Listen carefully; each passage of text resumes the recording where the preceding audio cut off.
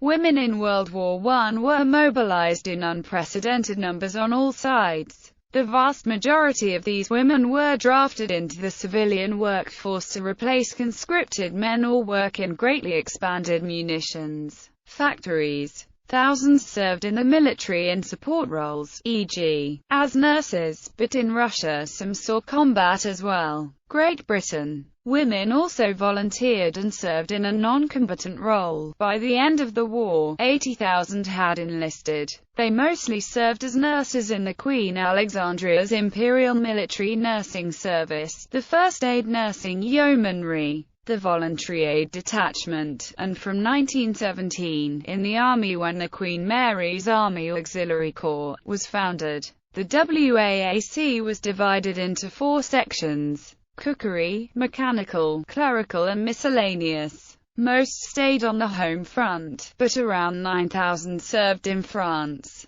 Many women volunteered on the home front as nurses, teachers, and workers in traditionally male jobs. Large numbers were hired in the munitions industries. The latter were let go when the munitions industries downsized at the end of the war. They volunteered for the money, and for patriotism. The wages were doubled of what they had previously made. The women working in these munitions factories were called munitionettes, and the work in which these women did was long, tiring and exhausting, as well as dangerous and hazardous to their health. Munitions factories. The women working in munitions factories were from mainly lower-class families and were between the ages of 18 and 30 years old. A critical role consisted of making gunshells, explosives, aircraft and other materials that supplied the war at the front, which was dangerous and repetitive work because they were constantly around and encased in toxic fumes, as well as handling dangerous machinery and explosives.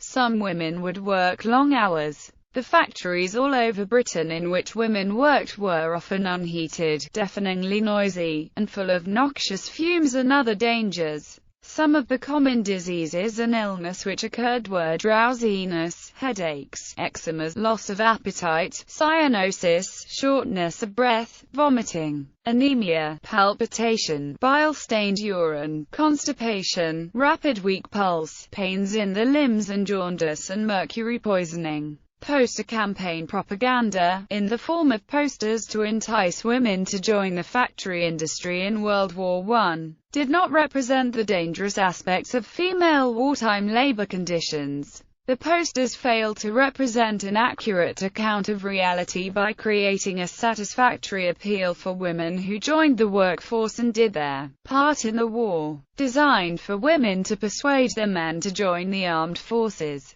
One propaganda poster is a romantic setting as the women look out an open window into nature as the soldiers march off to war. The poster possesses a sentimental and romantic appeal when the reality of the situation was that many women endured extreme hardships when their husbands enlisted. It was this narrative of a false reality conveyed in the visual propaganda that aimed to motivate war effort. The Edwardian social construction of gender was that women should be passive and emotional, and have moral virtue and domestic responsibility. Men, on the other hand, were expected to be active and intelligent, and to provide for their families. It was this idea of gender roles that poster propaganda aimed to reverse. In one war propaganda poster, titled, "These Women Are Doing Their Bit," a woman is represented as making a sacrifice by joining the munitions industry while the men are at the front. The woman in this particular persuasive poster is depicted as cheerful and beautiful, ensuring that her patriotic duty will not reduce her femininity. These posters do not communicate the reality that munitions labor entails. There is no reference to highly explosive chemicals or illnesses due to harsh work environments. The persuasive images of idealized female figures and idyllic settings were designed to solicit female involvement in the war and greatly influenced the idea of appropriate feminine behavior in the wartime Britain. As a result, many women left their domestic lives to join munitions work as they were enticed by what they thought were better living conditions. patriotic duty and high pay. According to Hupfer, the female role in the social sphere was expanded as they joined previously male-dominated and hazardous occupations. Hupfer remarks that attitudes regarding the capabilities of women through the war efforts sank back into the previously idealized roles of women and men once the war was over. Women went back to their duty in the home as they lost their jobs to returning soldiers, and female labor statistics decreased to pre-war levels. Not until 1939 would the expansion of the role of women once again occur. Australia. The role of Australian women in World War I was focused mainly upon their involvement in the provision of nursing services.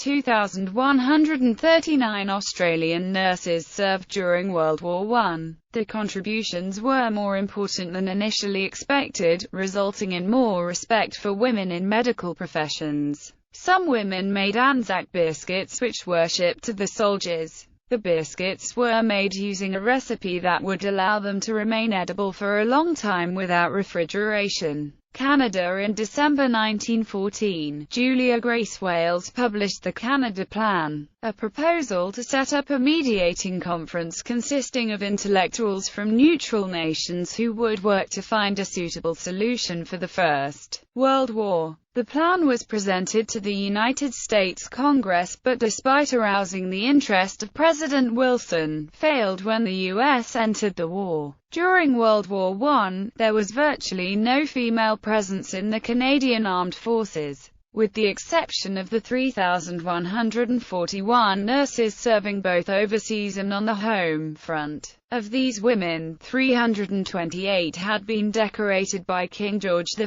and 46 gave their lives in the line of duty. Even though a number of these women received decorations for their efforts, many high-ranking military personnel still felt that they were unfit for the job. One notable adversary of the effort was Guy Carlton Jones. He stated that active service work is extremely severe, and a large portion of RNs are totally unfit for it, mentally or physically. Although the Great War had not officially been opened up to women, they did feel the pressures at home. There had been a gap in employment when the men enlisted. Many women strove to fill this void along with keeping up with their responsibilities at home. When war broke out, Laura Gamble enlisted in the Canadian Army Medical Corps, because she knew that her experience in a Toronto hospital would be an asset to the war efforts. Canadian nurses were the only nurses of the Allied armies that held the rank of officers.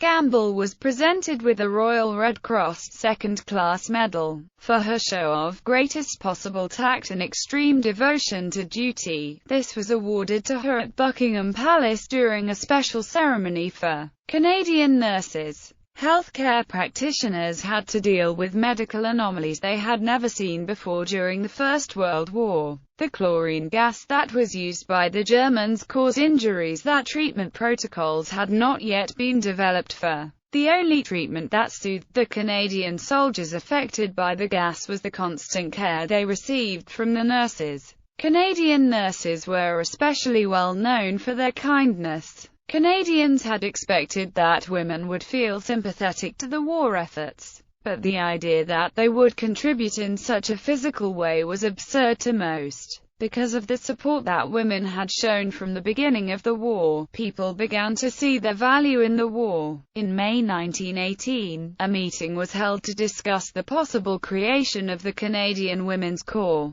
In September, the motion was approved, but the project was pushed aside because the war's end was in sight. On the Canadian home front, there were many ways which women could participate in the war effort.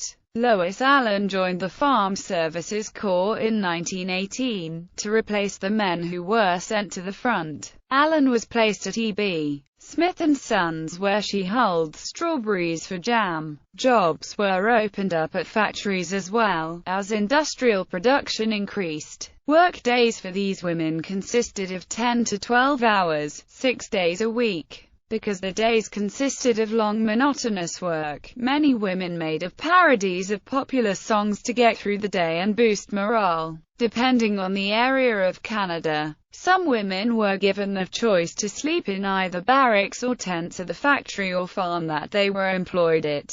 According to a brochure that was issued by the Canadian Department of Public Works, there were several areas in which it was appropriate for women to work. These were on fruit or vegetable farms, in the camps to cook for workers, on mixed and dairy farms, in the farmhouse to help feed those who are raising the crops, in canneries to preserve the fruit and vegetables, to take charge of milk routes. In addition, many women were involved in charitable organizations such as the Ottawa Women's Canadian Club, which helped provide the needs of soldiers, families of soldiers and the victims of war. Women were deemed soldiers on the home front, encouraged to use less of nearly everything, and to be frugal in order to save supplies for the war efforts. Finland, November 11, 1918. Lottasvard, a Finnish voluntary auxiliary organization for women, was formed. Ottoman Empire. Besides providing nursery services, women also took main roles in combat. See Crutchley, Machine Gunner 1914–1918, which says,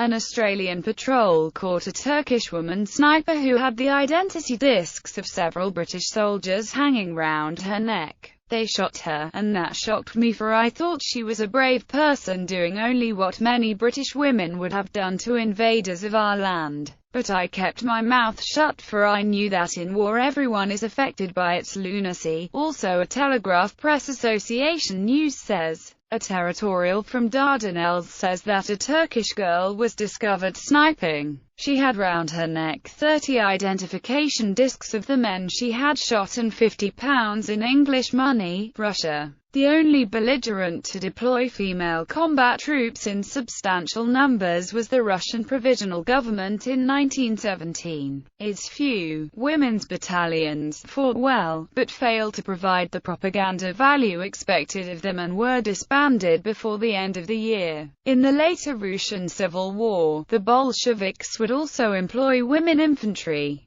United States military. During the course of the war, approximately 21,498 U.S. Army nurses served in military hospitals in the United States and overseas. More than 1,476 U.S. Navy nurses served in military hospitals stateside and overseas. The first American women enlisted into the regular armed forces were 13,000 women admitted into active duty in the Navy. They served stateside in jobs and received the same benefits and responsibilities as men, including identical pay, and were treated as veterans after the war. These women were quickly demobilized when hostilities ceased, and aside from the Nurse Corps, the uniformed Army and Navy became once again exclusively male. The U.S. Army recruited and trained 233 female bilingual telephone operators to work at switchboards near the front in France, and sent 50 skilled female stenographers to France to work with the Quartermaster Corps. The U.S. Marine Corps enlisted 305 female Marine reservists to free men to fight, by filling positions such as clerks and telephone operators on the home front. More than 400 U.S. military nurses died in service, almost all from the Spanish flu epidemic, which swept through crowded military camps, hospitals, and ports of embarkation. In 1942, women were brought into the military again, largely following the British model. Notable individuals. 1914. Dorothy Lawrence disguised herself as a man in order to become an English soldier in the First World War. 1914. Maria Botchkareva, Russian. 1914. Flora Sands, an Englishwoman, joined the Street John ambulance unit in Serbia and subsequently became an officer in the Serbian army. 1914. British nurse Edith Cavell helped treat injured soldiers, of both sides, in German-occupied Belgium. Executed in 1915 by the Germans for helping British soldiers escape Belgium. 1914. Olena Stepanov, a Ukrainian officer of Legion of Ukrainian Sick Riflemen, was the first woman to receive officer rank in the world. 1915. French artist Madame Arnaud organized a regiment of Parisian women to fight the Germans. 1915. Olga Krasilnikov, a Russian woman, disguised herself as a man and fought in 19 battles in Poland. She received the Cross of St. George. 1915. Russian woman Natalie Tikmanai fought the Austrians at Opatow in World War I, while disguised as a man. She received the Cross of St. George. 1916. Ekaterina Teodorovou was a Romanian heroine who fought and died in World War I. 1916. Milunka Savic, Serbian war hero, and the most decorated female fighter in the history of warfare, awarded with the French Legend on her twice. Russian Cross of St. George, English Medal of the Most Distinguished Order of St. Michael, Serbian Miloš Bilić Medal. She is the sole female recipient of the French Croix de Guerre with the Palm Attribute. 1917. Julia Hunt Catlin Park Deputaufleib, first American female to be awarded the Croix de Guerre and the Legion of Honor in the First World War for her efforts in turning her Chateau d'Anel into a frontline hospital.